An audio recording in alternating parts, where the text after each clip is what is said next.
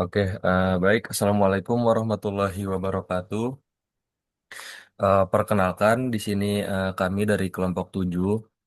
Di sini kami akan memberikan sebuah presentasi, membawakan sebuah materi mengenai keterampilan kerjasama tim. Oke, di sini kami dari kelompok 7 itu beranggotakan kelompok yang pertama ada Abdul Aziz Arobani, lalu yang kedua ada saya sendiri yaitu Aksyal Hilmi Fadilah, lalu yang ketiga ada Desriska Rifat. Oke. Nah, sebelum masuk ke materinya, teman-teman, di sini saya jelaskan uh, mengenai latar belakang dari kerjasama tim, keterampilan kerjasama tim. Nah, jadi dalam kehidupan organisasi, di sini dijelaskan maupun dunia kerja, keterampilan bekerja sama dalam tim itu merupakan salah satu kemampuan interpersonal yang sangat penting. Sebuah tim yang solid itu mampu menggabungkan beragam kemampuan, ide, dan pengalaman individu untuk mencapai tujuan bersama dengan lebih efektif dibandingkan kerja individu. Nah, dalam konteks akademik, mahasiswa itu dituntut tidak hanya memiliki kemampuan berpikir kritis dan komunikatif, tetapi juga mampu beradaptasi dan bekerja sama dalam tim yang dinamis. Oke, di sini saya jelaskan dulu. Jadi, kerjasama dalam tim ini atau yang disebut sebagai teamwork itu merupakan salah satu kemampuan interpersonal skill, teman-teman, kemampuan interpersonal. Nah, yang mana interpersonal interpersonal skill itu kemampuan kita buat berkomunikasi, berinteraksi, bersosialisasi dengan orang lain gitu. Jadi intinya cara kita ngomong, cara kita uh, mendengar, bekerja sama, dan bersosialisasi dengan orang itu berjalan dengan baik dan lancar gitu, teman-teman. Nah, lanjut. Di sini saya jelaskan rumusan masalahnya, teman-teman, yang akan dibahas dalam presentasi kali ini. Yaitu yang pertama mengenai apa pengertian tim dan mengapa kerjasama tim dalam tim itu sangat penting. Lalu yang kedua, apa saja aspek-aspek yang membentuk kerjasama tim itu yang efektif. Lalu yang ketiga, apa kunci utama bekerja dalam tim dan apa saja hambatannya? Lalu yang keempat, apa sih ciri-ciri tim yang sukses? Yang kelima, model peran dalam kerjasama tim. Lalu yang keenam, penerapan kerjasama tim dalam studi kasus yang nyata. Nah, di sini masuk ke tujuan ya, teman-teman. Jadi tujuan ini itu untuk menyelesaikan rumusan masalah yang tadi akan dibahas. Itu yang pertama, tujuannya itu untuk menjelaskan definisi tim serta pentingnya kerjasama dalam tim. Lalu yang kedua, menguraikan aspek-aspek yang membentuk kerjasama tim yang efektif. Yang ketiga, mengidentifikasi kunci dan hambatan dalam bekerja tim. Yang keempat, mengetahui faktor yang mendukung kesuksesan tim. Yang kelima, memahami konsep teamwork dan model peran dalam kerjasama. Lalu yang keenam, menganalisis studi kasus penerapan kerjasama tim dalam konteks nyata. Oke. Nah, di sini kita masuk ke pembahasan materi ya, teman-teman, dari definisi kerjasama dalam tim. Nah, secara umum, tim dapat diartikan sebagai sekelompok individu, beberapa orang gitu, yang bekerja bersama untuk mencapai satu tujuan yang sama melalui kolaborasi dan koordinasi yang terencana. Nah, di sini dijelaskan juga, tim adalah sejumlah kecil orang dengan keterampilan yang saling melengkapi, yang berkomitmen pada tujuan bersama, kinerja bersama, dan pendekatan kerja yang saling bertanggung jawab. Definisi ini menekankan bahwa tim tidak sekadar kumpulan individu, melainkan entitas yang memiliki sinergi dan kesatuan tujuan. Nah, di sini ya, teman-teman, intinya, jadi sebuah tim itu adalah sekelompok orang atau beberapa orang yang mana memiliki tujuan bersama dan bekerja sama untuk meraih tujuan tersebut. Nah, di sini sebenarnya contoh dari kerjasama dalam tim itu banyak banget, teman-teman. Jadi di sini saya bawakan satu yang ada di gambar, yaitu ada sebuah tim sepak bola ya. Jadi mereka itu dalam satu tim yang sama, dia memakai jersey tim yang sama. Nah, dalam tim sepak bola ini mereka punya satu tujuan, teman-teman, yaitu eh, mencetak poin atau mencetak gol sebanyak sebanyak-banyaknya dan lebih banyak dari tim lawan gitu.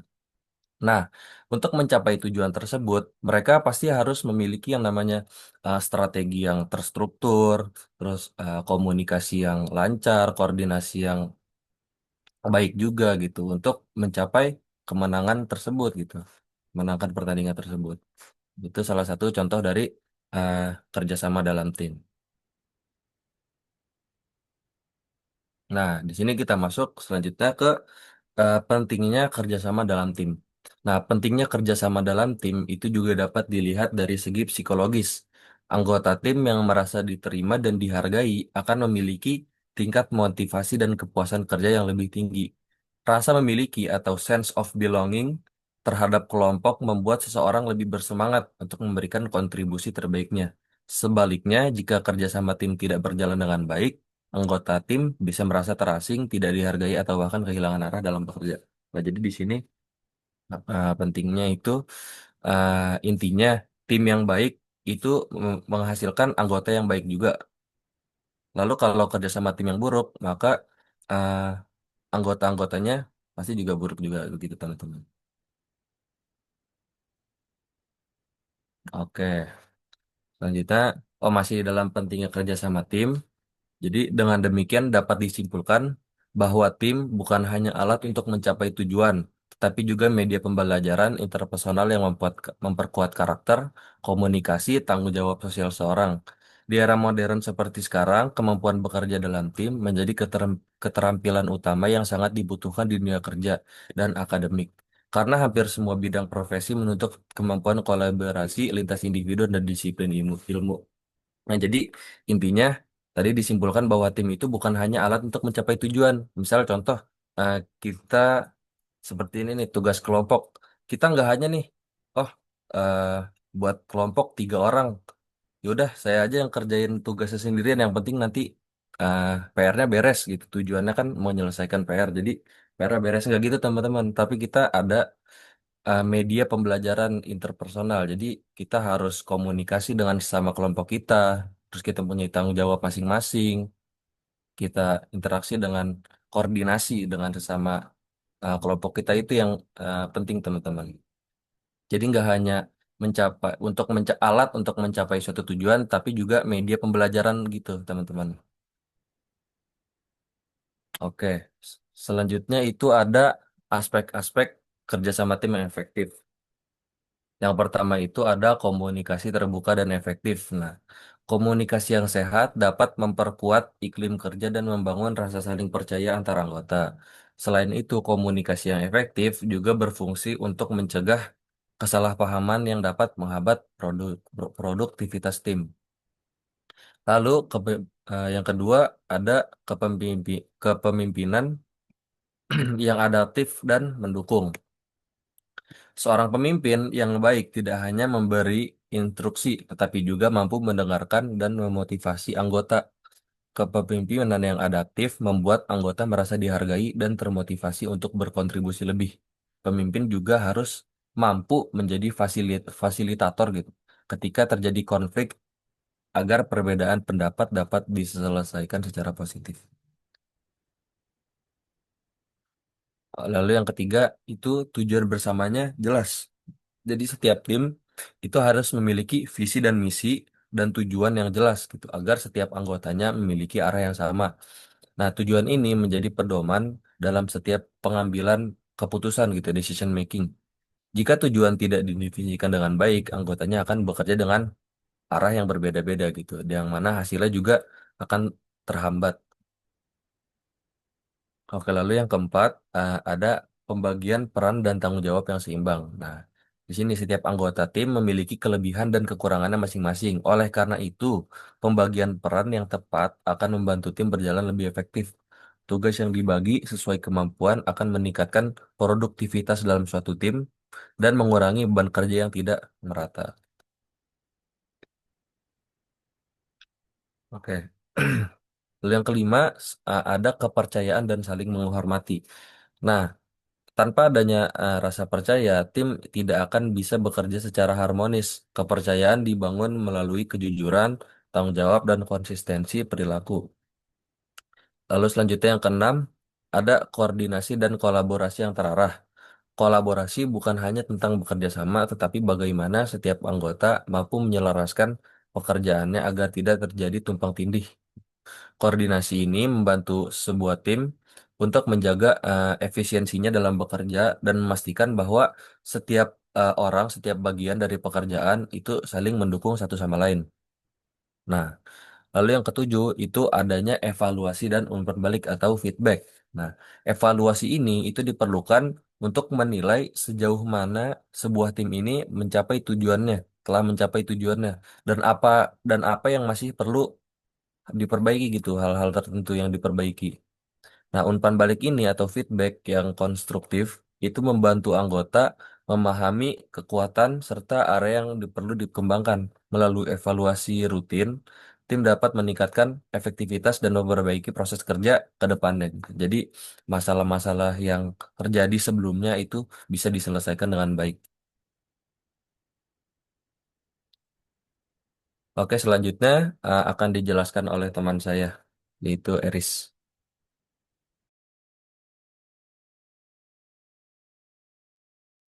Teamwork dan model peran dalam kerja sama. Jadi di sini ada definisi teamwork. Teamwork atau kerja tim adalah sebuah konsep fundamental yang melampaui sekadar dalam satu kelompok. Ini adalah proses dinamis dan sinergis di mana sejumlah individu secara sadar mengintegrasikan seluruh upaya, keterampilan, dan perspektif mereka untuk mencapai hasil yang spesifik dan maksimal yang tidak mungkin dicapai secara individu. Intinya, teamwork adalah integrasi upaya individu menuju pencapaian tujuan bersama, sebuah definisi yang diakui secara luas dalam literatur akademik. Boleh di next.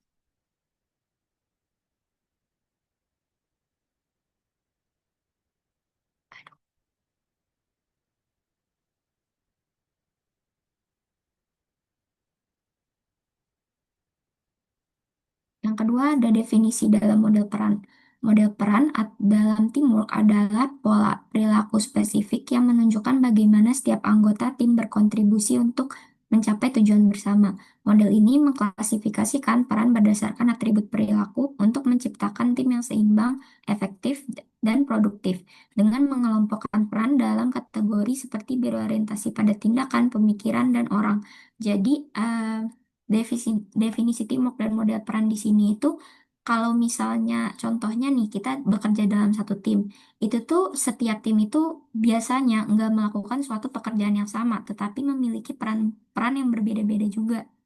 Kalau misalnya dalam satu tim itu perannya sama semua, itu malah jadi nggak efektif karena hal-hal yang harusnya kita bisa lakukan secara bersama-sama itu sama aja kayak kita lakukan secara individu. Boleh di next?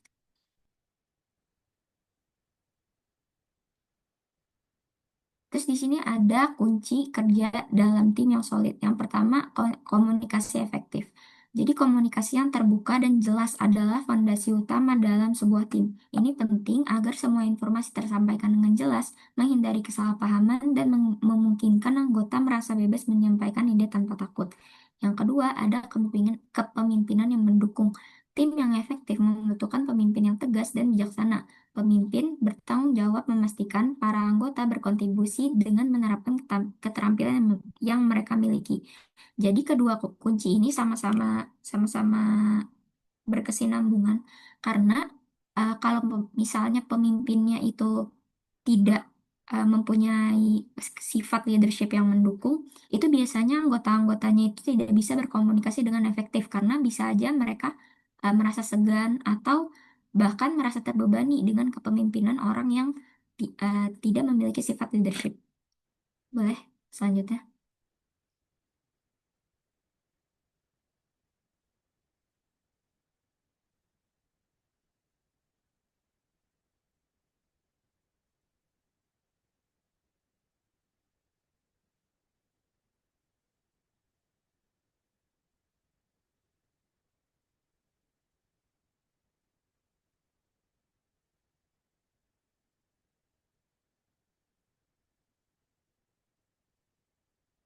Ini ada kunci yang ketiga, yaitu kejelasan roles, peran, dan tanggung jawab. Setiap anggota harus memiliki pemahaman yang jelas tentang peran masing-masing dalam mencapai tujuan tim. Pembagian tugas harus adil dan efisien, disesuaikan dengan keahlian individu. Yang keempat, ada komitmen setiap anggota. Kesuksesan tim bergantung pada seberapa besar komitmen anggota untuk bekerja sama dan bertanggung jawab dalam mencapai tujuan. Tim solid ditandai dengan semua anggota berkomitmen untuk tujuan bersama. Seperti yang saya jelaskan sebelumnya, kalau misalnya kerjasama tim itu biasanya harus memiliki roles yang berbeda-beda untuk mencapai tujuan yang maksudnya berkesinambungan gitu. Yang kalau misalnya tujuan-tujuan ini nggak bisa dicapai kalau misalnya kita lakuin secara individu. Nah, setiap peran-peran juga, setiap orang yang dikasih peran yang berbeda ini, mereka tuh tetap harus berkomitmen untuk mencapai hasil yang diinginkan. Boleh di next?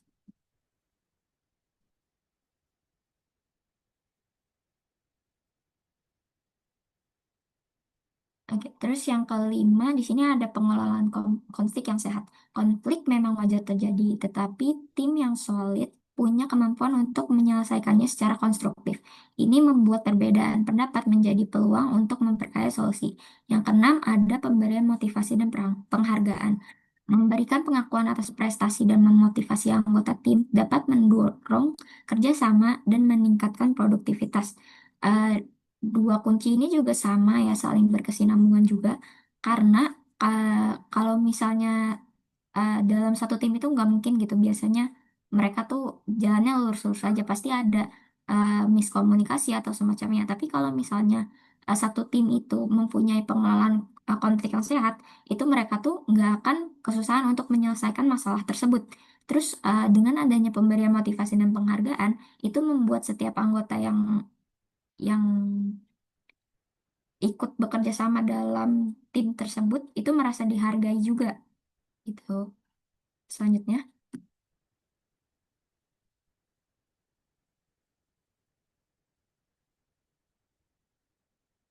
terus yang kedua ada hambatan dalam bekerja dalam tim. Yang pertama, kurangnya komunikasi atau miskomunikasi. Komunikasi yang buruk sering menjadi sumber masalah utama dalam kolaborasi. Misalnya, informasi penting tentang perubahan instruksi proyek yang tidak tersampaikan ke semua anggota, membuat sebagian tim bekerja ke arah yang salah. Yang kedua, ketidakjelasan peran dan tanggung jawab. Ketika tugas tidak diperjelas dari awal, bisa terjadi tumpang tindih dan konflik yang tidak perlu, atau malah ada anggota yang merasa tidak bertanggung jawab atas tugas tertentu. Boleh next?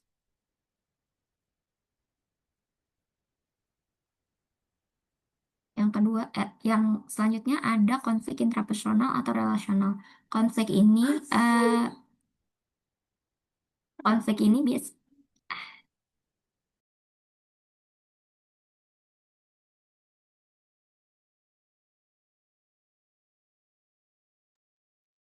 yang ketiga ada konflik interpersonal atau relasional. Konflik ini biasanya berketerkaitan terhadap antagonisme emosional yang terjadi ketika ada perbedaan pendapat atau kepribadian yang berbeda. Dapat mengganggu kerjasama tim dan mengurangi efisiensi. Yang keempat ada ketidakpercayaan atau rendahnya saling menghormati. Kepercayaan adalah fondasi kerjasama tim. Jika anggota tim tidak saling percaya, maka mereka akan enggan untuk terbuka, berbagi informasi, atau mengandalkan satu sama lain dalam menjalankan tugas. Nah, kalau misalnya konflik, dua konflik ini sebenarnya pengen saya highlight juga, karena kalau misalnya ini kan berkaitan dengan sifat seseorang gitu ya.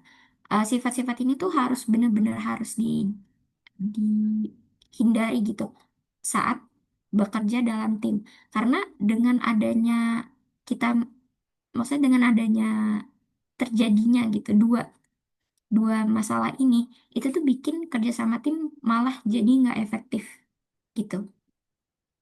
Boleh next.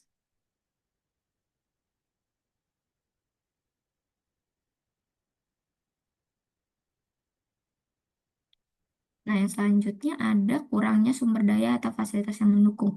Manajemen tidak memastikan terpenuhinya kebutuhan akan fasilitas seperti alat tertentu atau perlengkapan yang memadai. Jika dukungan fasilitas terkendala, kinerja tim akan terhambat. Yang keenam, ada hambatan budaya atau perbedaan nilai. Perbedaan dalam cara berpikir, latar belakang, maupun pengalaman jika tidak dihargai dapat menjadi hambatan dalam kerjasama tim. Padahal seharusnya perbedaan adalah aset yang memperkaya solusi. Eh, Kayak opsi yang sebelumnya, kalau misalnya mereka ini mempunyai sifat yang buruk itu biasanya dengan adanya perbedaan nilai ini malah makin memperparah juga. Kalau misal sifat-sifat mereka itu memang memang bukan yang sorry, kalau misalnya dua opsi tadi itu memang benar-benar tidak bisa dihargai gitu. Nanti dengan adanya perbedaan nilai mereka akan memperparah situasi, bukannya malah memperbaiki, tapi ini malah akan menjadi hambatan yang bertambah juga. Oke, next.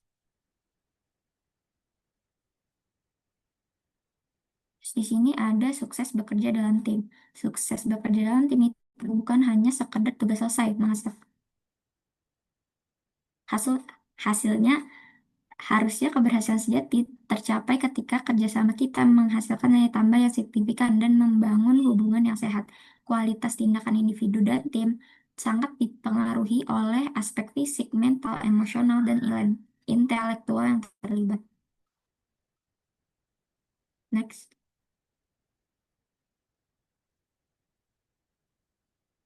Nah, jadi yang pertama itu harus ada kita harus mempunyai peningkatan peningkatan produktivitas dan kinerja optimal. Tim mencapai hasil yang jauh lebih baik, lebih cepat dan lebih efisien daripada dikerjakan oleh individu sendirian.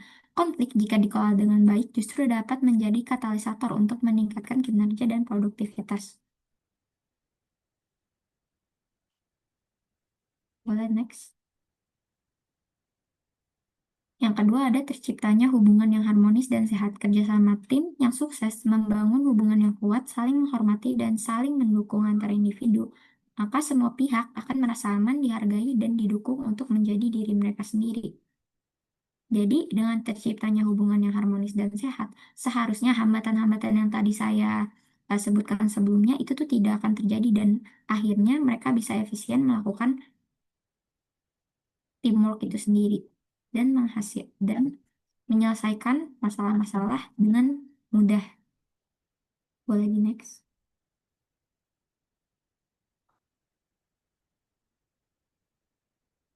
Yang ketiga, ada pengembangan individu dan peningkatan keterampilan. Kerjasama tim yang baik memungkinkan anggota untuk belajar bersama dan mengembangkan kecakapan atau kompetensi yang mereka butuhkan dalam kehidupan bermasyarakat. Biasanya ya, kalau misalnya kita habis teamwork atau bekerja sama dengan orang lain, itu tuh kita bisa mendapatkan pengalaman yang biasanya tidak kita dapatkan saat kita melakukan itu secara individu. Karena kalau misalnya individu kan kita kerja sendiri, pasti nggak ada tuh namanya perbedaan pendapat dan lain semacamnya. Kalaupun misalnya ada masalah pribadi, ya diselesaikan sendiri gitu. Tapi kalau misalnya secara berkelompok, itu biasanya diselesaikan secara bersama-sama juga. Jadi pasti pengalaman juga bertambah dan individu yang tadinya tidak tahu akan sesuatu, itu bisa jadi malah jadi tahu karena teamwork itu terjadi. Jadi next.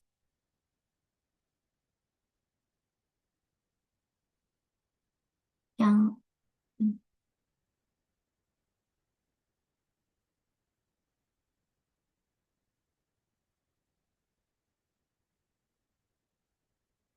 Yang keempat ada kemampuan mengatasi permasalahan hidup secara mandiri. Hasil pendidikan termasuk pengalaman tim adalah penguasaan kecakapan hidup atau life skill yang membekali seseorang untuk berani menghadapi problema hidup dengan wajar, mencari dan menemukan solusi yang kita mampu untuk mengatasinya.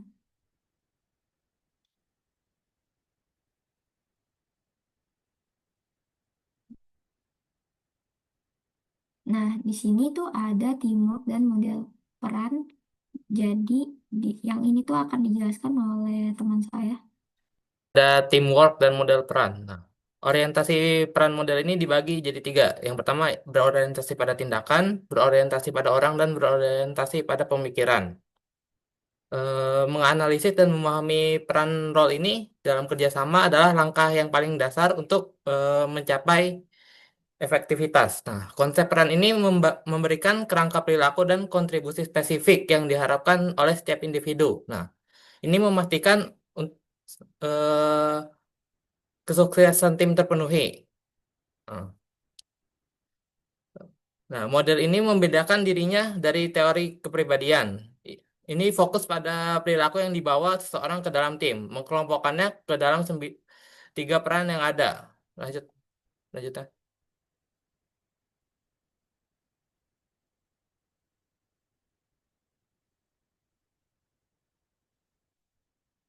Yang pertama ada yang berorientasi pada pemikiran atau cerebral thinking roles. Nah, fokus pada peran yang berorientasi pada pemikiran ini fokus pada inovasi dan analisis strategis. Nah, peran ini yang terbagi menjadi tiga. Yang pertama, peran planner yang bertanggung jawab untuk memetakan arah. Nah, kontribusi utama planner ini yaitu untuk menggagas ide dan mencari solusi terhadap masalah yang kompleks. Mereka juga sumber kreativitas dan pemikiran di luar kebiasaan, dan mereka juga memberikan sudut pandang yang segar yang menjadi dasar untuk rencana tim. Lanjutnya ada monitor evaluator. Nah, peran monitor evaluator ini berfungsi sebagai rem atau filter dalam tim. Nah, mereka berfokus menganalisis, menimbang pro dan kontra dari ide atau rencana yang diusulkan, lalu mencari potensi resiko dan kelemahan sebelum rencana dijalankan. Nah, mereka juga ini memiliki sifat objektif atau kritis untuk memastikan keputusan yang diambil tim berdasarkan logika yang kuat. Selanjutnya ada peran spesialis. Nah, peran spesialis ini kontribusinya apa ya? Yang kontribusi jelasnya itu menyediakan pengetahuan dan keahlian teknis yang mendalam di bidang tertentu. Nah, mereka ini sumber informasi utama dalam tim untuk mengenai subjek spesifik. Nah, menerapkan standar kualitas tertinggi berdasarkan kompetensi keahlian mereka. Dan mereka juga memberikan otoritas teknis pada keputusan tim. Jadi, ketiga tim ini adalah tim yang bergerak dalam aspek pemikiran. Hmm, Ya, plannernya sebagai yang memberikan ide, monitor evaluator ini mengkritisi atau konstruktif terhadap ide yang diberikan oleh planner, dan spesialis ini menyediakan pengetahuannya. Lanjut. Ya.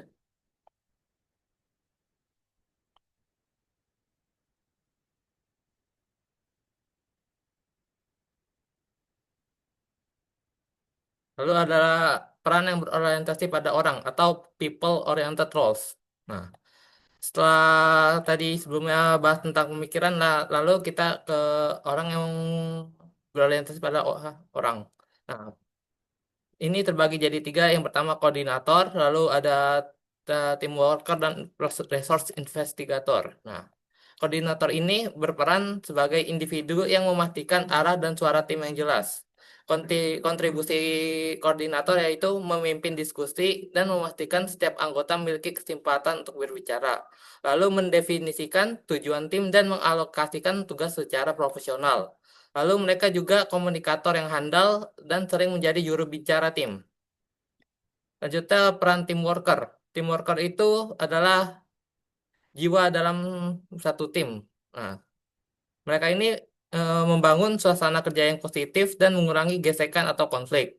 Mereka mendukung anggota tim yang sedang kesulitan dan bekerja meningkatkan moral serta rasa memiliki dalam tim. Nah, mereka ini menciptakan lingkungan di mana semua orang merasa nyaman dan dihargai.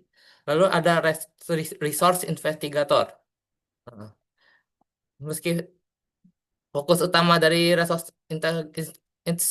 investigator ini adalah hubungan luar mereka, nah, kayak hubungan eksternal gitu, yaitu membangun jaringan dan menjalin kontak di luar tim internal, lalu membawa sumber daya, ide, atau peluang dari luar kembali ke dalam tim. Nah, mereka juga adalah negosiator yang menghubungkan tim dan dengan dunia luar untuk mendapatkan dukungan dan informasi yang dibutuhkan. Ketiga peran ini penting. Tanpa koordinator, tim akan kehilangan arah. Tanpa tim worker, tim akan kehilangan semangat. Dan tanpa resource investigator, tim akan terisolasi dari peluang dan sumber eksternal. Nah, kerja tim yang hebat membuktikan kombinasi dan harmonis dari ketiga tiga peran ini. Lanjut.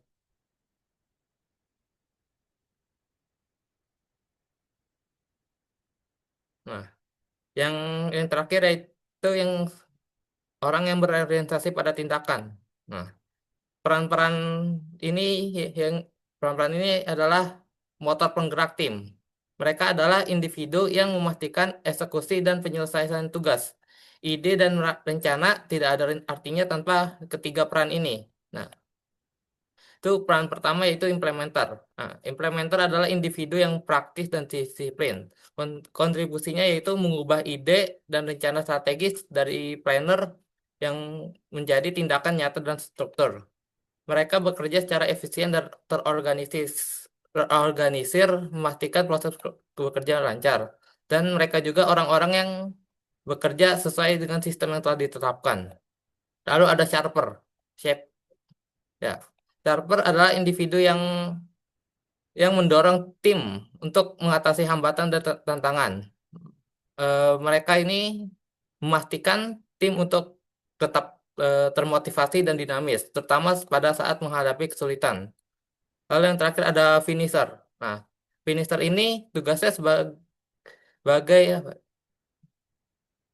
tugasnya kayak untuk mencari dan memperbaiki kesalahan sebelum hasil akhir diserahkan. Nah, mereka memastikan bahwa semua detail kecil telah diselesaikan dengan sempurna dan dengan sesuai standar. Mereka memiliki perhatian yang tinggi terhadap detail dan menghasilkan hasil yang kerja berkualitas tinggi. Lanjut. Nah, selanjutnya model teori itu model input proses output. Nah, model IPO ini sering digunakan dalam ilmu psikologi organisasi untuk memahami efektivitas tim dan model input proses output. Nah, model ini sangat sederhana namun sangat kuat. Model ini berargumen bahwa kinerja dan hasil akhir suatu tim atau output adalah fungsi langsung dari apa yang dimasuk ke dalam tim dan bagaimana anggota tim berinteraksi. Lanjut.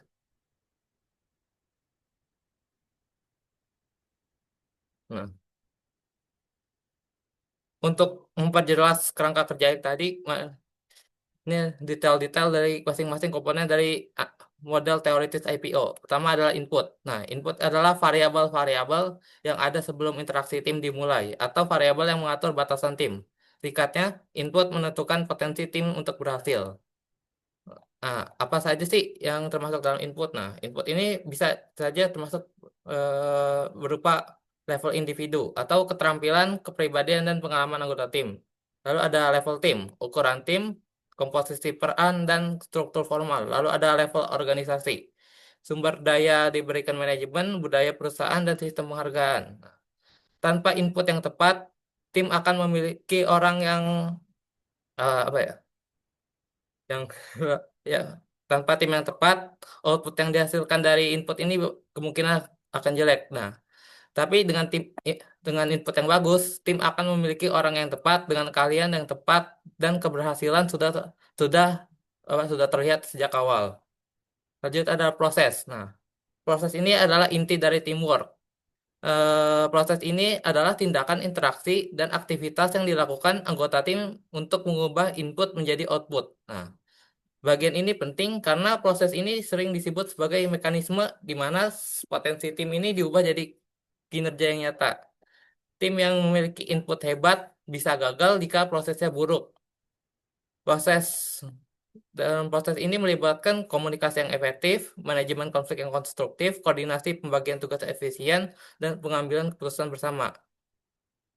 Lalu ada poin ketiga yaitu output. Output ini adalah hasil akhir dari kinerja tim yang dapat dinilai pada bagi tingkatkan. Nah, output ini tidak hanya terbatas pada hasil kinerja, tetapi juga mencakup konsekuensi non kerja.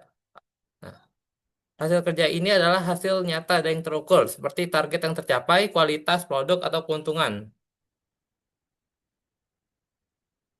Jadi, oh ya, nah itu. Jadi dengan pemahaman dalam tentang IPO ini, kita bisa secara akurat mendiagnosis masalah dan menentukan di mana intervensi perbaikan yang harus dilakukan. Apakah kita perlu mengubah komposisi tim, atau inputnya atau memperbaiki cara kita berkomunikasi atau prosesnya. Selanjutnya.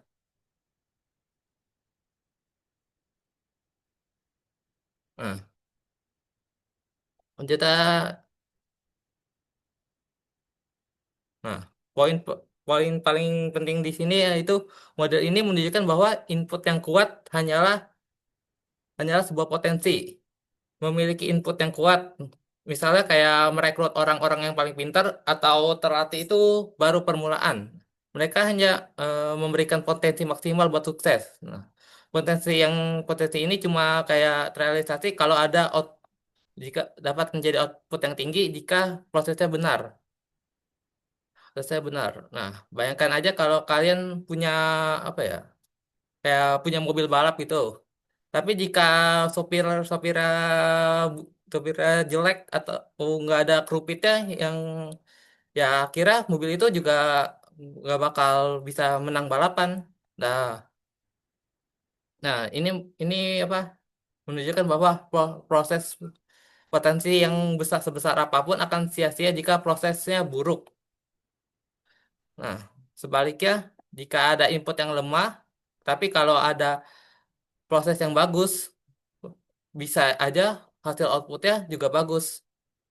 Nah, tapi kalau bisa juga kalau misalnya kalau memiliki input yang cukup baik, jika ada masalah komunikasi atau prosesnya juga buruk, nah konfliknya juga tidak akan terselesaikan dan outputnya juga bakal kacau. Nah, inilah mengapa kita harus apa ya, harus memahami yang berorientasi pada orang dan peran yang berorientasi pada tindakan. Nah, mengelola proses mengelola proses dengan baik memastikan adanya tim worker yang menjaga harmoni dan koordinator yang memfasilitasi komunikasi adalah kunci untuk mengubah potensi menjadi kinerja nyata. Kesimpulannya, fokus utamanya yaitu jika memiliki input yang baik, proses yang efisien dan berfungsi adalah jaminannya. Jadi, eh, jika prosesnya benar, akan mencapai output yang optimal. Dengan ini, lanjut, lanjut.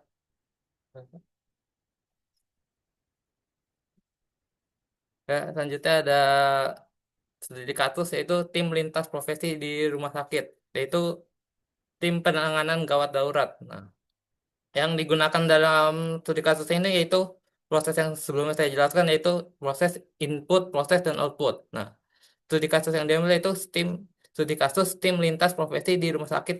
Nih, ini menyajikan gambaran nyata mengenai efektivitas teamwork dan situasi tekanan tinggi. Analisis ini menggunakan model teoritis IPO. Tim yang dibentuk kayak ini tim penanganan gawat darurat, merupakan tim lintas profesi yang terdiri dari dokter, perawat, apoteker, dan petugas administrasi. Nah, ini inputnya yaitu potensi dan kondisi awal tim. Nah, inputnya ini sangat beragam, ya, mencerminkan bagaimana keberagaman profesional. Karakteristiknya juga beda-beda.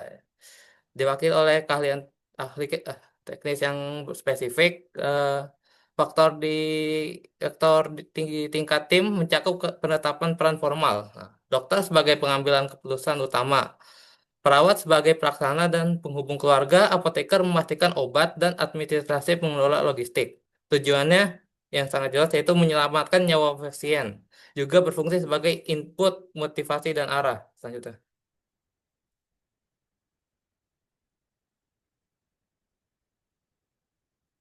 Nah, prosesnya itu dinamika interaksi dan perbaikan. Awalnya tim menghadapi masalah kritis pada elemen proses.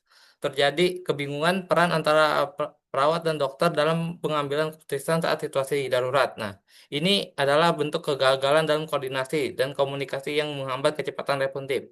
Untuk mengatasi hambatan ini, tim menerapkan proses intervensi proses, yaitu pelatihan ulang dan simulasi output atau hasil kerja dan konsekuensinya. Nah, kolaborasi antar profesi ini menunjukkan peningkatan kepuasan dan kohesi tim. Dampak ini juga meluas kepuasan pasien dan keluarga. Kesimpulannya, studi kasus ini menunjukkan bahwa input yang beragam dan bertekanan tinggi hanya dapat diubah dengan output berkinerja tinggi melalui investigasi strategis dan perbaikan proses. Yuk, Teh.